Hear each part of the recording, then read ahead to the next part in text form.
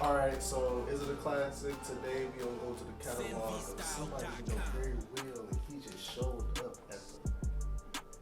up at the Super Bowl. Curtis 50 Cent Jackson.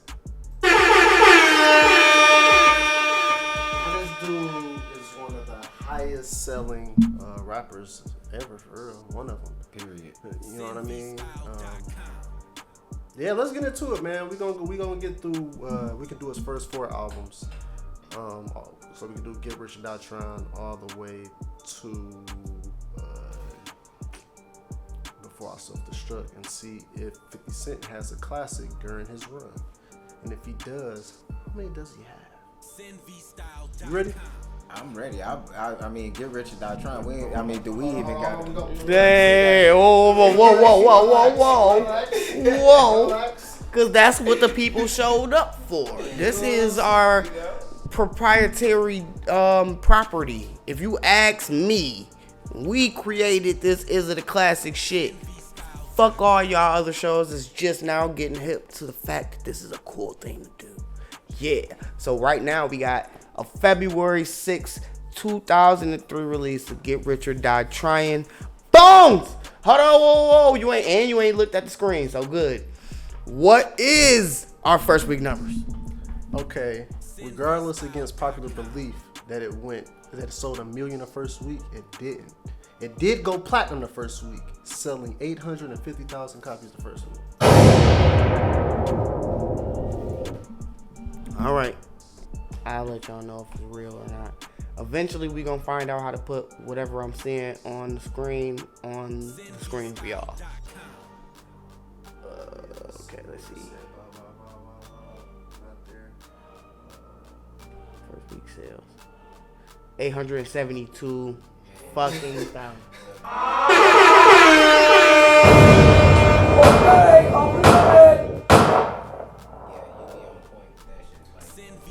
That is not far off. If you say 850,000, yeah, 22,000 off. That's not far off. I mean, I could understand if you was 100,000, 200,000. No, you was right in the ballpark. It was not platinum, but it was platinum. So, like he said, the singles include In the Club, 21. Right. Technically, you're right. I appreciate it. Technically, the first single was Wanksta from the 8 Mile soundtrack. Second was In the Club. Third was 21 Questions. Fourth was Many Men Wish Death. 5 was Pimp, P-I-M-P. 6 was If I Can't, and that technically wasn't a single because who knew it was? We just was bumping radio, it. Bro. Now here, yes, it wasn't slapping like that. Yeah, you play it now. No, back then it wasn't on a single, bro. Okay. If it wasn't on single, let us know, man. If you live in Detroit, you know. So, go ahead and I guess we can jump into fresh off the this is during the Ja Rule beef. You know what I'm saying? He did what a lot of artists do, like Future now. You know what I'm saying? He had a lot of mixtape songs on here too. Like we kind of heard all these songs from mixtapes before. You know us as hip hop heads. You know what I mean? Before the masses got to it and Dr. Dre put his sauce on it. What y'all think, man? What y'all? To me, that album is a classic. That was one of the first real gangsta albums in a long time. Like you seen like Ja Rule and them trying to do it, but no, that when 50 Cent came out, I mean that was a revolutionary artist to come out, like, cause he didn't hit just the hood. He hit everybody with the hood. He hit everybody with the hood. He hit the world with the hood and was like exposed them for real. He exposed everybody and their grandma, like you said. Okay, I'm reloading. That shit wasn't no joke. So this one to me automatically was classified as a classic. Like this one right here. Man, it had the grittiness. I mean, no matter how many songs, them singles you was naming, them singles was slapping. All of them was slapping. And these are one of those albums, ain't no skippers. Nope. There's no skippers on here, bro. You can just let this bitch ride, bro. Every bitch gon' just... It's how many songs on the bonus tracks? 19? Yes, nigga. We playing all them bitches, bro. All 19. And people doing that today and can't do that. He did it, bro. You know what I mean? He had the bars, too. he was coming with the bars and the quotes and shit. So, man, this is a classic album. Probably one of the greatest. This is probably top 10 greatest hip hop albums of all time. Yes. Yep. For real, like. I mean, so I really can't argue with you fellas too much. Now, can I nitpick? Sure. Check this out. He lied. I wish I had the who was it? Funk Flex. I wish I had the Funk Flex. You lied. You niggas worship him. I wish I had that drop. Because guess what? I would drop it right fucking now because this nigga did not smoke. Now, if he was hold this nigga to current day standards, niggas would be like, what's happening? You are like a fucking fitness veteran or some shit. Like, that was supposed to be your, if you were, I'm pretty sure if this nigga did not become a rapper, this nigga would have been on the Fit For Real podcast. Shout out to my nigga Spade. Like, it is what it is, but so I fuck with this album. Just because he ain't smoke. Just because he ain't smoke, it made him look a little crazy. Like he can nitpick, but that don't make it not a classic album. That motherfucker a classic. You can a boy. He said you didn't smoke. You were talking about smoking on here. Yes, I hear, man. When he was making Said he was songs high about all the it, time. man, I was sitting there like, man, I found out he High was all smoking the shit. time. I was like, man, you fucking. When I became a I was smoker, like, well, I still like the song, but nigga, you like, why you saying it? Right. When I became a smoker, it was like you ain't had a lingo right. Like It just didn't make sense. Like, he was behind. Like, people in New York actually wasn't smoking chocolate Thai at the time. They started on sour by the time the fucking song came out. Like, they wasn't even smoking chocolate Thai. This nigga dropping names like it was popping in the streets. Nigga, it wasn't even lit no more. The fuck? That's why y'all come here, though. This is a classic. But this is a classic. Classic. So yeah, man. We starting his discography with one of them. He's up. You know, He's up. and this one of the people we just do the albums on mixtapes. Plenty of them.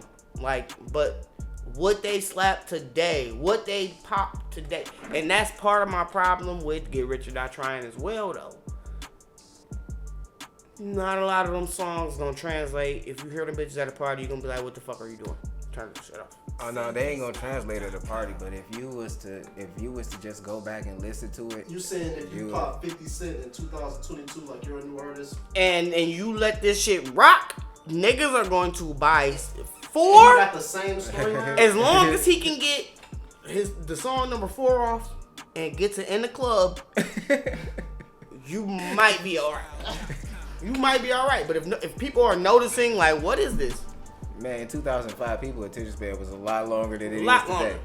And so I mean, A lot of yeah. verses have to be cut out. We were down to listen to whole albums to get to the good parts. It's like, what's really At least change up the soundtrack listing or something and make like redo some songs and change the beat or something, because you're gonna have to bring some heat at the beginning off rip. Yeah, big talk. So, all right, man. Hey, you been watching, right? Mm-hmm. I've been trying my best. Like, when I bring it up, I'm trying to pay attention to everything, but still pay attention to what I'm doing on the screen. So, I move fast. As soon as I pull this shit up, I move right off the top section, because that's usually where the shit is at. Mm-hmm. So, this is the second album, fresh off the rookie run, you know what I'm saying? The Massacre. Now, this album did sell 1.1 million copies in the first week. This one did. And it was like, yo. 1.15. It was like, yo, he did it again. He did it again. So it's like, Hey, you did it again. Nigga. Huh? You like you just did it again. You just, I mean that ain't that far up. I mean that ain't off at all. I said 1.1. Right. And then you know how motherfuckers nitpick on the internet. Yeah. And be like, man, he said 1.1. It was 1.15. Man, I went and looked it up. Man, nigga on point. Like, now this was kind of like where we seen a crossover from 50 Cent. You know what I'm saying? And the singles were Goddamn. You know those motherfucking singles were including Disco Inferno, which was a uncut BET classic. Candy Shop. Just a little bit out of control. You know what I'm saying? And I'm not saying that this album was a classic. I'm just saying when that video came on, we stayed up late so we can catch that one. You know what I'm saying? Like, that was a thing. I think our whole generation did when they figured it out, because niggas was going to school. Hey, nigga, was you sleep last night, or was you woke to see that motherfucking Disco Inferno video, nigga? Like, damn, he like, nah, nigga, I ain't even see that shit. That nigga gonna tell you about it the next day. You know what the fuck? Right. You gonna be like, yeah, nigga, I told you. I told you. Now, this album, I think he became better at, like, crafting songs. Like, you could tell, like, he was, like, better at making songs for certain demographics. Because Get What You Got Trying was more raw. You know what I mean? Like, now, he trying to be a sex symbol with Candy Shop and, you know, just a little bit of shit. You know what I'm saying? He got the wife beaters out now and shit. You know what I mean? This cocky nigga with wife beaters and shit. So, yeah, no. So, I mean, just opening it up. My whole thing is, this was, it was kind of like a split decision between everybody with whether or not this was good. I remember being around, because, you know, I am of age here, and I remember being outside when all of this shit was going on.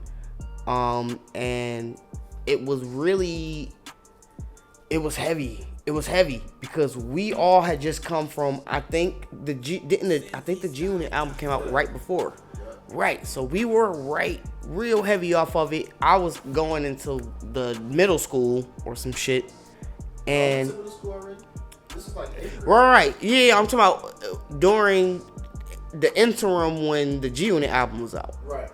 In the interim, when the G Unit album was out, we were kind of going into middle school. We were kind of just getting used to what this kind of sound was going to be like moving forward. And we were accepting. We were like, great. When I heard In My Hood, I actually was in Inkster at the time. At this time, I had moved to Romulus. And I was going to school out there. Kind of like, I was supposed to be in middle school if I stayed going to Westland schools, but instead going to Romulus made me be a fucking elementary school kid again. So I already felt fucking awkward. But at the same time, I had the chance to meet my nigga Relly Skrelly, man. Rest in peace, my nigga Relly Skrelly. For actually going through all of that and saying, the bus driver said she gonna sit me at the front of the bus the whole school year if I keep going to school out here. So I'm going to Romulus. Like, I'm like, fuck that. I'm not going to Wayne Westland schools. Cause she gonna make me sit at the front of the bus. Fuck that. And every day on that Romulus bus, short ride, cause they literally built Romulus Elementary specifically for the neighborhood I had moved to and shit. I eventually banged that shit, nigga, headphones all the way there. A little couple minutes, wasn't that far, but at the same time, I used to be able to get my shit off. My parents actually used to buy me these albums. I don't know why. Shout out to my parents. I love you. And this album was, at the time, a bit of a classic. Ah, shit. I agree. And then you can't forget at this same time, like this the whole time that the BET thing with him and Kanye West was going on too. Oh, so it's not this album. Shortly. It Nah, was this is after. No, oh, okay. No, yeah, this is what led to the whole thing. with him and Kanye West before, Right. who album was gonna sell the most. Yeah, that was after this. Right, yeah. So this was going into Curtis. This is what made it to the point where he could even be in that discussion. Right. Because, like you said, he started knowing how to structure songs better in this album. And when you started off, it's like, man, when you hear In My Hood, like, it got so many classic songs on here, like, that you can listen to and be like, man, it classified as a classic album just based off of how many classic albums on here in general. And let's not forget that he still was in the midst of a beef with most of the artists from New York that were popular. piggy bank, click-a-tee, clank, click-a-tee, clank. the fact. Literally sent needles into stardom, and he got a chance to start doing shit for niggas off this one track. Scott Storch made appearances, of course. Dr. Dre, High Tech, of course, again. Like, it was just a lot of star power here. A lot of beef songs on here that he was going at. And He was then going at also- niggas on here. Like, the massacre was named the massacre because he was slaughtering the whole city of New York by himself. When he came out with Candy Shop, it was like listening to 50 Cent be a bubblegum rapper. Like, you know what I mean? That's what bring And all the that's other what- people here, though. It's like that album just left that taste in my mouth throughout the whole thing. Like, Disco Inferno. Hey, that's the Just a scam. little That's the scam right there. Hey, because the Candy Shop is the song that bring all the white people and And I'm everybody hit. else in. And I'm And hit. then they get on here and they hear a full gangster album. And it that was was a kinda scam. Big talk. For real. Big talk. Candy I Shop see bring the how- other demographic. I see how it was a confliction between leaving that raw gangster rap and being a commercial gangster rap. I like hear the confliction. You know what I'm saying? Mm-hmm. That to me makes it not a classic. I will give it 3.5 stars because of how many it sold. 3.5. Because it actually do got a few good songs, but 20 songs, bro, I'm not listening to all 20 of this junk. I'm listening to like 2. Oh no, songs. because it was about the time it was released. Because at the time it was released around them beefs, we was trying to hear all 20 of them songs. Cause he was slaughtering people. Right. We But was trying to hear. obviously, this nigga Bones feels like the Guardian, who gave it a 1 star, maybe more closer to the Los Angeles Times, who gave Hey, it that's 3 stars. because it was a scam. I mean, but out of the people that reviewed it here that we got, you know, you kind of a little bit closer to 1 star than Los Angeles Times is 3, because that's a big deal from the Los Angeles Times. Like, all right, 3 out of 5, I can rock with that. So yeah, man. So y'all see this classic? 3.5. Oh, 3 out of 4 actually from Los Angeles Times. That's why it's bigger. But that's yeah. because the people who did that, like I said, they know. But yeah, we outweigh him. Fuck what he think about this album. Who won? Motherfucking us. Nigga, this is the Waking Baby. Y'all tripping. That is a 2v1. 2v1 classic. What do you guys think? Like, comment, subscribe. Let us know. If you don't think it was a classic, then guess what? I'm gonna argue with you. If not, hey man, let's keep this show rolling. Next album. What we got? Next album, this one you get into the Kanye versus 50 Cent off. The heavyweights. You know what I'm saying? 2 of the hottest people in the game, and at this time, all right, we can get to the sales first. Everybody should know this though. Maybe everybody don't. 680,000 the first week. 691. Oh yeah. But this is when, like, as far as our generation of hip hop, where hip hop kind of took a turn on what was about to be the new thing. It was kind of like whoever won, that's where hip hop was gonna really go for real. You know what I mean? But The singles do include Amusement Park, Straight to the Bank, I Get Money, AO Technology, okay, I'll Still Kill. he ain't getting away with that. He ain't getting away with the song with Robert Thicke. He ain't getting away with that. It's a song with Robert Thicke that came out when Kanye came out with Good Life. So hey, I don't think Follow that my this lead. is a classic album. I never felt this was a classic album when it came out. What you got? Out of 5, I'd give it a 3.5 out of 5. And that may be being generous. No, I redact that. Take that back. I give it a 3 out of 5. Because I remember when I was listening to this and I was like, man, dog, this ain't like the Massacre, dog. And I was expecting them to top the Massacre, and he was trying to appeal to the masses. And I was like, and then the whole competition with Kanye and the Kanye West album was way better. I was like, nah, not a classic. All right, man. First things first. This dude got a song with Young Buck and Nicole Scherzinger. Who puts them two on a song together, bro? First things first. Come on, bro. So look, this ain't no classic. Did she do a song after that? After that, I think that ruined it. No, she did. She got some music after that. She had some songs after that. She did the Diddy album. A little bit. She did, but not a lot. But he definitely, you could tell he became a master at making songs. Cause I Get Money was a slapper of the summer when that came out. Like, you know what I mean? Straight to the Bank, Amusement Park was kind of like, all right, but he came out with Straight to the Bank at the same time. You know what I'm saying? But heavy on the singles, man. Maybe he thought he was gonna beat Kanye with the singles. You know what I mean? It's heavy on the singles. I remember in the last album, we was looking at like how many songs that it had on there that was classic songs. He don't have a lot of classic songs on here. He only got one. That's it. This does not qualify, in my opinion. That's it. What you think? It's heavy on the singles. I'm gonna give it a 2.9. It's a 2.9, bro. Yikes. We ain't let it keep going to the Yeah. So, hey, and I also agree. I mean, and it's not because it's just so hard to go through this whole thing and look at it and go, I don't even remember most of this shit. Like, once you can look at an album and it's like that, it's kind of like, it is what it is, dog. Like, you kind of got to get over it. That, you know, that's life. And so this kind of was the dictator of more backpack, not so traditional sound coming into play.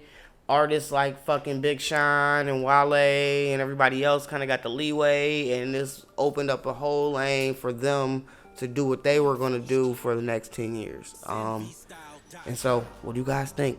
Let us know in the motherfucking comments. Guess what? Argument time. I do this, nigga. If you disagree, nigga, just say something. You can put the letter Y in there. I'ma go, cuz, motherfucker, I said so. The fuck you thought this was, nigga? It's the Wake and Bake podcast. We out here. But anyway, we can move forward. Oh, okay. Because we do got one more. Oh, that's terrible for him. If he would have stopped his career right here, god damn, man. He started going on a downhill slope after this. He started going downward, and it was before he did. He called it with the title of the album. Let's get the sales out the way first. It was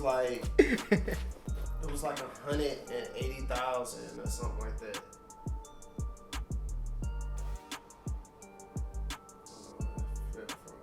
160,000 first week. I said 180. It was 100.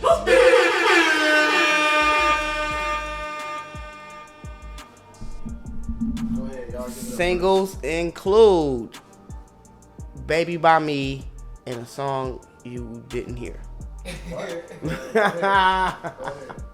So what I'm gonna say about this one is, yeah, have a baby by me, baby, be a millionaire. Have a baby by me, baby, be a millionaire. Even had the name You Shall Not Mention on this one. You know what I'm saying? And I just don't remember none of it. I don't remember any of it. Not one song from this shit besides "Baby by Me" can I recall. Can my castmates? I don't think it had no songs on here, period, that had no classics. It's no classics on here at all, period. By this time, he done too many movies and everything. And he become too commercial. This was a redemption album, 50 Cent. This actually was a pretty good album. It actually, Psycho was actually did pretty well, you know what I'm saying, on the radio and like the video. Give me 1 second. Shout out to Nascent. He's actually collaborator frequently with Michigan producers. And shout out to Chris Wells. He usually fucks with Chris Wells. So shout out to Nascent. I think this was like one of the premier projects that put him on the map. So actually, Strong Enough is one of the more better songs on this album than a lot of the others. Continue though. My bad. Yeah, so this being a redemption album, it was like he was under a lot of pressure as far as like being an artist, because it was kind of like, do we still got it? You know what I'm saying? Do we still got it? And then he came through, and to me, it was kind of like he showed us he still had it. You know what I'm saying? He gave us Psycho with Eminem. You know what I mean? Then you went to get Neo to show y'all, yeah, I still can get, you know what I'm saying? I still can give y'all those too. You know what I mean? And the song, Do You Think About Me? That definitely was a good song. With Governor, ain't he from here?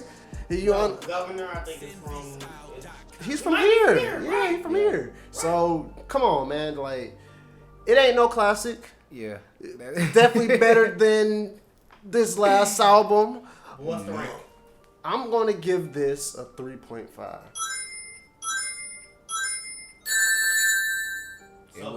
Only because he took a big dip in sales. That was a huge dip. He went from 680,000, especially in that time when records were still selling. But come on, bro. Let's be real. One of the biggest reasons he took a bigger L in all of our psyches is because he lost to Kanye West. It took 3 people to But he lost that war. And so here is the pass off of the sound. You win. Backpack rap can reign supreme. Suburban rappers can thrive. Yeah, he was gonna lose that because the demographic was reached way further with Kanye West than backpack rappers. Yeah, man. It was what it was, and it is what it is. It's gonna be history, and that's all we talk right here on the Wake and Bake podcast. Let us know in the comments if you agree. Does he only have 2 classic albums? Let's keep it. Or does he have 4? If you say he even have more than 2, you know where I'm coming. You know how I'm coming. Argument City, nigga. We about to set them comments on fire, nigga. Be prepared to add to our algorithm. I appreciate it. You know what I'm saying? We gonna talk more shit. But